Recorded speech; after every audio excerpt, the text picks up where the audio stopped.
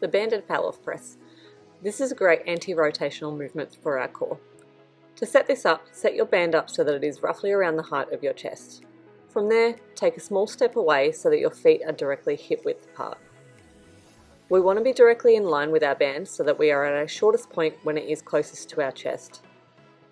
Making sure that we are remaining stacked, we want to press that band away through our midline. Keeping our hands clasped together, you want to imagine a midline from directly between your chest and straight out in front of you, keeping that band nice and tense through as we go forwards and backwards. From there, as you switch sides, again remaining with our feet hip width apart and that band directly in front of our midline. As you push away, that band will get longer and it will try and pull you back towards the pole. We want to ensure that we're always following that midline.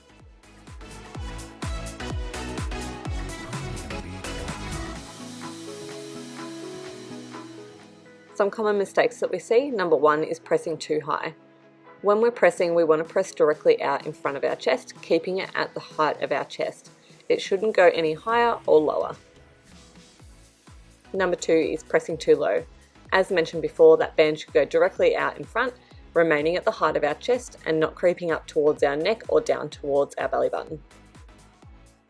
Number three is lack of rib cage alignment.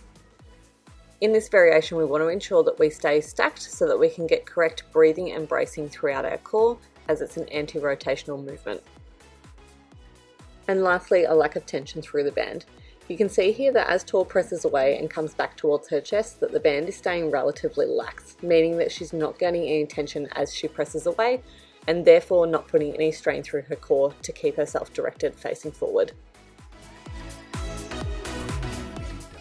The setup of this movement is really important. When you step away, you should already have a little bit of tension throughout that band.